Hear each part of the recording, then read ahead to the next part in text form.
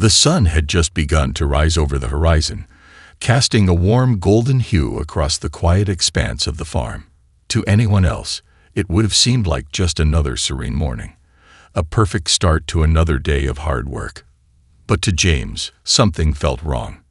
He couldn't shake the feeling, that gnawing sense that something was amiss. As he walked along the familiar rows of corn, the rustling of the leaves seemed unusually loud. The farm, his pride and joy, had been his sanctuary for the past 15 years. It was more than just land to him. It was a testament to years of sweat, perseverance, and sacrifice. And now it felt as though something invisible was creeping in, threatening to take it all away. He noticed the trucks first. Big, black, and far too new to be associated with any local farmer. They sat parked on the gravel road just beyond his property line, their engines idling. Odd. He frowned, wiping the sweat from his brow, his gaze narrowing in suspicion. These weren't delivery trucks or construction vehicles. No, these were professional grade, the kind that carried a sense of authority, of power.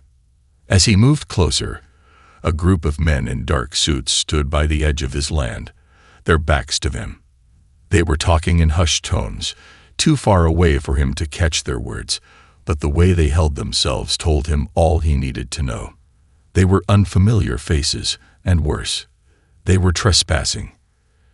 "Can I help you, gentlemen?" James called out, his voice carrying over the still air. The men turned in unison, as if they had rehearsed the move. One of them, a tall man with a slick, almost predatory smile, took a step forward.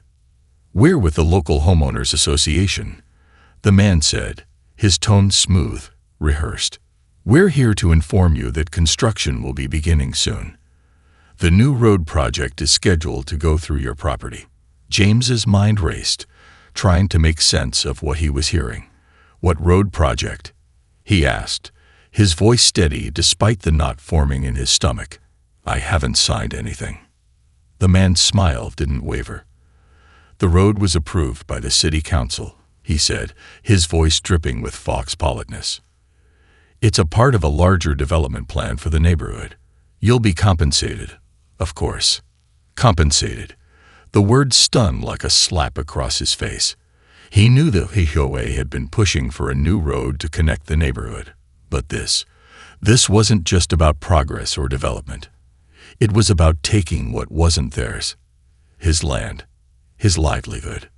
"I haven't agreed to anything," James said, his tone sharp now. "You can't just come here and start building on my property without my permission." The man's smile faltered for a brief moment, but he quickly recovered, his eyes narrowing. "It's already been approved. You'll receive your check soon enough," he said dismissively. "Don't make this difficult. The road will go through. There's nothing you can do about it." A chill ran down James's spine. The man's words were smooth, but there was an edge of something darker beneath them, something James couldn't quite place. Before he could respond, the man turned on his heel, signaling for the others to follow. "You'll get the papers soon. We'll be in touch." James stood frozen, watching them leave, the sound of their footsteps crunching over the gravel ringing in his ears. The nerve, the audacity. They hadn't even bothered to consult him, let alone ask for his approval. He glanced over at the line of trees that separated his farm from the empty lot next door. His gut told him this wasn't about a road. There was something more to this, something far worse than a simple construction project. And just like that, the storm clouds began to gather, and James knew he was about to be caught in the middle of it. The morning air felt colder now, a chill that hadn't been there before. As James stood watching the men disappear down the gravel road, his instincts screamed that something wasn't right. That smooth-talking HOA representative had left an unsettling impression on him, like a predator sizing up his prey. James shook his head, trying to push the thought away. But the knot in his stomach only tightened. This wasn't just about land. It was about control. The rest of the day passed slowly. James kept busy, moving between fields and checking the irrigation lines, but the thought of the road lingered in the back of his mind. He couldn't shake the feeling that they were just the tip of the iceberg, that whatever was happening, it wasn't going to stop with the construction of a road. It wasn't until late afternoon that he got the second visit. The sound of tires crunching on the gravel driveway was enough to make James pause, his hand frozen on the gate latch. His eyes shot to the approaching black SUV, the same one from earlier that day. This time, there were no suits, no polite smiles. Instead, there was a cold, almost predatory air about the way they carried themselves. 3 men climbed out of the vehicle, all wearing dark sunglasses, their faces hidden behind the blackened lenses. One of them held a clipboard. The other 2 stood silent and imposing, like bodyguards. James felt his pulse quicken as he walked toward them. "Can I help you?" he asked, his voice tight, knowing full well who these men were. The man with the clipboard stepped forward, his expression unreadable behind his glasses. "We're from the HOA again," he said flatly. "We've come to notify you that construction will begin at sunrise tomorrow. It's all been finalized, and there's no further discussion." James took a step forward, his jaw clenched. "You can't just do that. I haven't agreed to anything. I haven't signed a damn thing. This is my land." The man glanced at his clipboard, then at the 2 bodyguards standing behind him. "This road project is vital to the growth of the area," he said, almost too calmly. "You'll be compensated for your land, of course. You'll receive your payout, but there's nothing to discuss. It's already been approved by the city council. Your land is part of the development zone." James's eyes narrowed, his instincts screaming that something wasn't adding up. There was no way the city council would approve something like this without consulting the landowner.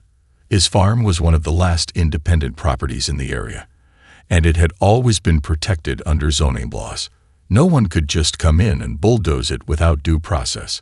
But these men weren't interested in process. They were here to intimidate, to push him into submission. He took another step forward, meeting the man's cold gaze. "I haven't seen any paperwork. I haven't signed anything. If you think I'm just going to sit back and let you bulldoze my life, you've got another thing coming." The man's lips curled into a thin smile, the kind of smile you give when you know you have the upper hand. "It's already decided. You'll find the papers on your doorstep by morning." With that, they turned to leave, their steps heavy and deliberate, as if to remind James of the inevitability of their plans. But as the man with the clipboard reached the SUV, he paused and glanced back over his shoulder. "Oh, and one more thing," he said, his voice colder now, almost a whisper. "The compensation won't be nearly as generous if you make this difficult. We don't want to go down that road." A cold shiver ran down James's spine. The veiled threat hung in the air like smoke, thick and suffocating. These weren't just men from the HOA. They were enforcers, willing to do whatever it took to get what they wanted. The SUV roared to life, the tires kicking up dust as it disappeared down the road. James stood there for a long moment, his fists clenched, trying to steady his breathing. A road through his land. A dream he had nurtured for so long now threatened to be torn apart. But deep inside, he knew this wasn't just about land. There was something darker at play. Something twisted, something he wasn't yet seeing. And he would not let them take it without a fight. 2 days later, just as the sun was beginning to rise and the morning dew clung to the fields, James heard tires crunching up the long gravel path to his farmhouse. He wiped his hands on a rag, stepping out of the barn just as a sleek, black SUV pulled up and parked without invitation. 3 people stepped out, dressed like corporate wolves, impeccably tailored suits, shiny shoes that had never touched dirt, and clipboards in hand like weapons. Leading them was the same smug man from before. His name, James would soon learn, was Ethan Cormack, chairman of the Willow Creek HOA. And he walked like a man who thought he owned the earth beneath him. "Good morning, Mr. Langley," Ethan said with forced cheerfulness, his smile not quite reaching his eyes. "We just wanted to come by and give you a personal update on the road project." James crossed his arms, planting his boots firmly into the soil. "On my land without my consent. Ethan waved a dismissive hand like he was swatting away a mosquito. The land use has already been cleared. It was fast-tracked through municipal channels. Technically, the edge of your property is within the redevelopment zone. That's not what the deed says, James replied, his tone sharp, every syllable carved in ice. Ethan didn't flinch. He stepped closer, lowering his voice. Let me give you a friendly tip, Mr. Langley. Resistance will only complicate things for you. You might not like how complicated. One of the other representatives handed James a folder, stuffed with legal jargon, permit copies and survey maps, maps that conveniently redrew his boundary lines. Who gave you the right to redraw property lines? James asked, flipping through the documents, his jaw tightening. We have city backing, Ethan said smoothly. And as I said, you'll be compensated fairly. If you push back, though, you might end up with nothing. James's eyes locked on Ethan's, and for a brief second, the polished facade cracked. There it was, the arrogance, the threat, the subtle power play that had bulldozed other people who weren't in a position to fight back. But James was different. James wasn't just a farmer. And they had no idea who they were trying to push around. Let me give you a friendly tip, James said calmly. Don't mistake quiet for weak. I've buried deeper threats than you. Ethan raised an eyebrow, amused. Is that a threat? James didn't answer. He just smiled. The SUV drove away, leaving a trail of dust behind, but the storm had been set in motion. James opened the folder again, eyes scanning every line. His instincts were screaming now. Something was wrong, very wrong. There was more to this road than development. And if the HOA wanted war, they were about to find out they'd built their road through the wrong man's farm. 3. The hidden identity. That night, long after the sun dipped behind the hills and the fields settled into silence, James unlocked a small, dust-covered chest, hidden beneath a floorboard in his office. Inside was a black leather case, his badge, his ID, and a backup phone with encrypted access to a government database. James Langley wasn't just a farmer. He was a federal undercover operative, placed years ago in small-town America to monitor corrupt property dealings and racketeering in local governments. He had gone deep, living the role, growing roots, waiting. Until now, the corruption had only brushed past his perimeter, but now it had come crashing through his gates. He logged into the agency server, bypassing standard logins with old muscle memory keystrokes. Within minutes, he was pulling records on Willow Creek's HOA board. What he found made his blood run cold. Ethan Cormack had no background before 2013. No childhood records. No financial history. Just a sudden appearance as a real estate developer tied to 3 other towns that had, coincidentally, seen their HOAs collapse under mysterious scandals. And each time, the land had been sold to a shell company. The same one currently bidding on the property running through his farm. James leaned back, his mind racing.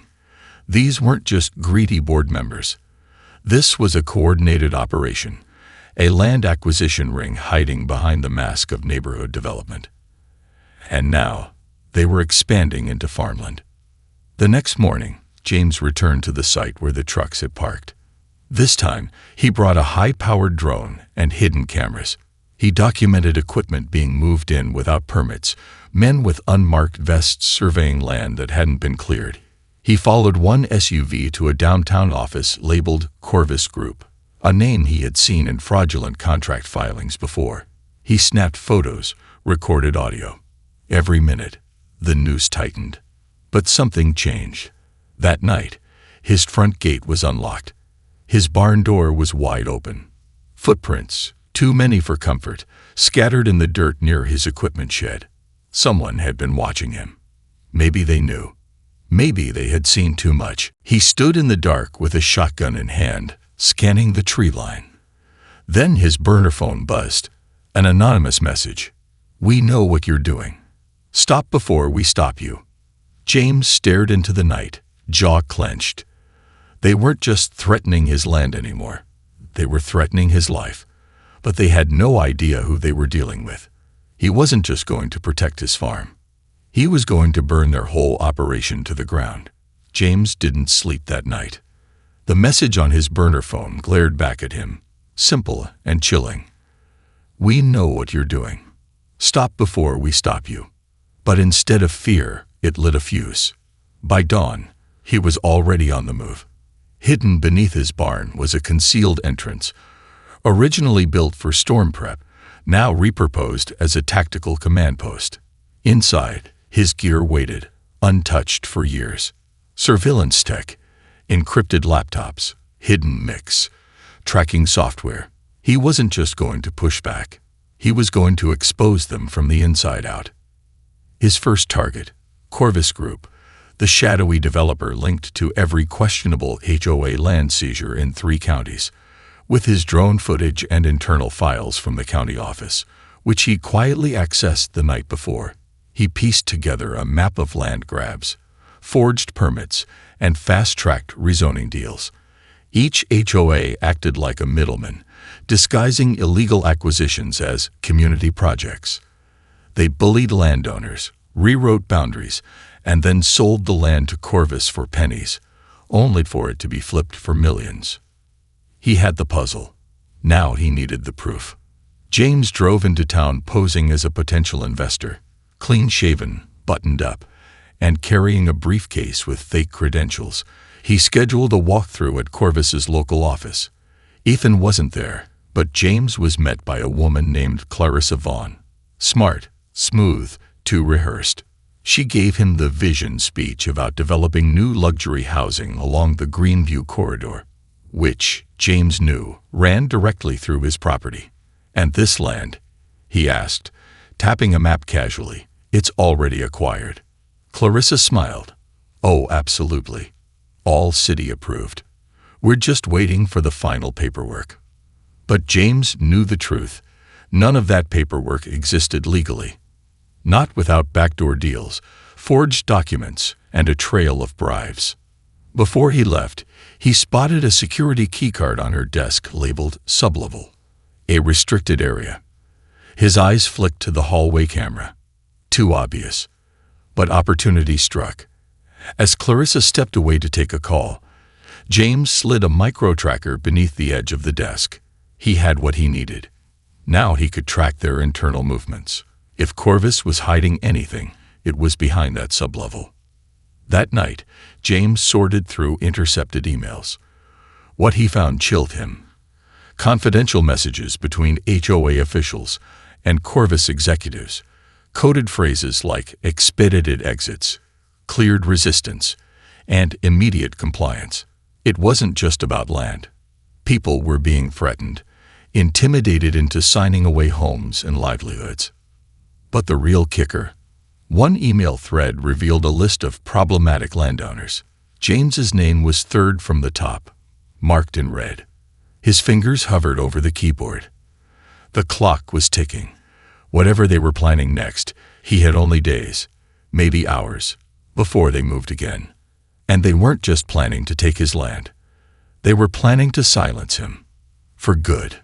But if they thought James Langley would go quietly, they were about to learn what it really meant to dig in. It started with the dogs. Normally silent at night, they exploded into a frenzy around midnight, snarling, barking, howling toward the back fence. James shot upright from the couch, shotgun already in hand, pulse pounding. He killed the lights, letting darkness be his ally, and crept to the window. Outside, moonlight caught the silhouettes of 3 figures moving low across the field, just past the barn. They weren't random trespassers. These men moved with military precision, tactically trained. One carried bolt cutters, another a crowbar. James's security system, old but effective, silently pinged motion alerts from 4 separate spots around the property. They were surrounding him. He slipped into his boots and moved through the house like a shadow, tapping a hidden switch under the kitchen sink. Panels on the wall clicked open. He grabbed a thermal camera and flicked it on. Red-hot shapes glowed against the darkness. 3 near the barn, 2 behind the equipment shed. one approaching the back porch. 6 men, armed, coordinated, not from around here. This wasn't scare tactics anymore. This was a full-on extraction, or elimination. But James wasn't the easy target they thought he was. He moved outside through a secondary exit, circling wide to flank the intruders. Years of undercover work kicked in. Quiet steps, no wasted movement. He slipped behind the one at the shed. A swift strike with the butt of his shotgun sent the man crumpling into the dirt, unconscious. One down. The others didn't notice. At the barn, the team had just broken the lock. They moved inside, but James was ready. He triggered a remote switch in his pocket. A flashbang detonated inside the rafters. White light burst through the cracks. Screams. Confusion. James stormed in, disarmed the nearest man with a twist and elbow to the throat, then ducked a wild swing and slammed the third into a wall of hay bales. 3 down. The last 2, who had hung back, now charged from behind the silo. One raised a gun. But James had vanished into the cornfield. Stalks bent as he raced through them, using the terrain like a shield. He burst from the other side and tackled one to the ground. The second turned to flee, only to find himself staring down the barrel of a 12-gauge. "Don't move," James growled. He zip-tied the surviving attackers, dragged them to the shed, and snapped photos of their gear: non-government issue radios, burner phones, silenced pistols. No ID, no insignia. But James found a patch in one of their backpacks, a black crow stitched in red thread. Corvus. They weren't just real estate thugs. They were black ops mercs. James checked the phone they'd dropped. A single message blinked on the screen. Confirm asset removal before dawn. They had come to kill him. James stared out at his farm, his hand steady. This wasn't about money. This was about burying the truth. But they'd failed tonight, and he'd just declared war. By sunrise, the 6 intruders were gone, bound, blindfolded, and quietly handed off to a federal contact from James's old agency. They'd be interrogated in an off-grid facility by people trained to extract answers without a trace. James didn't need to know what happened to them. He just needed results. Within hours, intel flowed in. The patch, the black crow on red, wasn't just symbolic. Corvus wasn't a company. It was a cover for a private intelligence outfit. Think Blackwater, but leaner, quieter, and buried 5 corporate shells deep. Funded through offshore accounts and contracted by shadow developers to do what local officials couldn't: seize land, eliminate resistance, and rewrite entire communities, all under the illusion of progress. This wasn't just about his farm anymore. This was a nationwide conspiracy. One of the captured phones had a full GPS history. James traced it to a hidden sublevel beneath Corvus's main office downtown, the same one he saw labeled on Clarissa Vaughn's keycard. According to blueprints, that sublevel didn't exist, which meant it absolutely did. He needed in. He returned to town, blending into the buzz of morning traffic, dressed as a maintenance worker. His credentials, forged within the hour using government clearance codes no one in this town had the clearance to question. He entered the Corvus building through the rear delivery dock, pushing a utility cart filled with modified tools, listening devices, and one old friend, a thermal scanner disguised as a power drill. Inside, fluorescent lights hummed quietly as he made his way toward the executive wing. Clarissa's office door was cracked open. She wasn't there. Perfect. He slipped inside, planted 2 microcams, and scanned the room. The keycard was gone, but the digital log showed she had accessed sublevel B 2 nights ago. Same night the hit squad came to his farm. Coincidence? Not even close. From her desktop, he found more. Plans for a massive land purchase, including parcels from 10 other farms, half already signed over under duress. Hidden recordings. Email chains using code words for physical intimidation tactics. Fire drills. Weatherproofing. Urgent inspections. All cover terms for sending agents. Then he found it. The directive. An internal document from Corvus HQ, marked classified, authorizing the acquisition and neutralization of high-risk resistors in the Greenview expansion zone. Neutralization. James wasn't reading a corporate plan. He was reading a hit list, and his name wasn't the only one on it. Just below his, Samuel Reese, 78, war vet, owns 40 acres east of James. Marta Reyes, 62, refused land valuation under market. Eli Harker, 14-year-old whose family's land held protected water rights. This wasn't business. It was extermination disguised as progress. Suddenly, a quiet ding from the hallway. The elevator. Sublevel access light on. They were coming back. James grabbed what he could, slid a USB into the terminal, and vanished into the maintenance stairwell seconds before the elevator doors opened. Through the crack, he watched Clarissa step out, flanked by two new men in suits. Not goons. Government. This went higher than Corvus, and James had just poked the bear. James didn't drive home that night. Instead, he disappeared into the backwoods east of town, to an abandoned ranger outpost he had used during his earlier undercover operations. Inside, a solar-powered laptop hummed to life, and a satellite relay blinked green. He uploaded everything: the emails, the recordings, the directives, the footage of the attack on his farm. It went straight to his old agency's secure Dropbox under red code encryption. Active domestic threat, civil corruption conspiracy, Tier 1 exposure. Then he hit send. Now all he had to do was wait. But something was wrong. Too quiet. He hadn't heard from his agency contact since the handoff of the attackers. No pings, no return confirmation, nothing from HQ.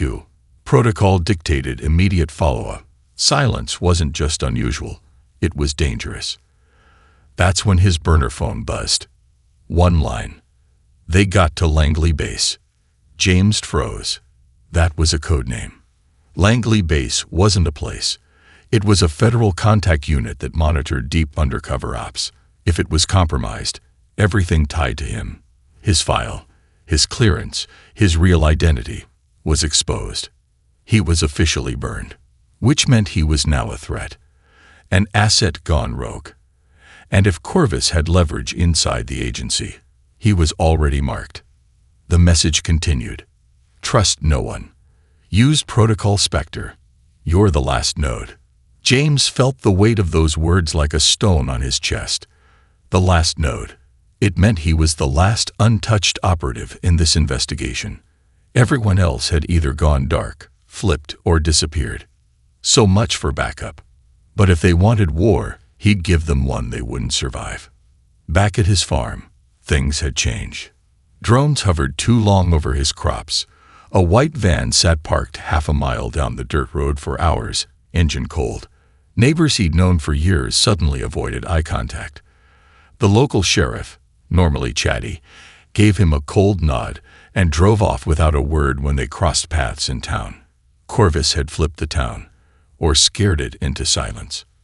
But James had something they didn't: the truth, and the means to weaponize it. He set up a data burst timer.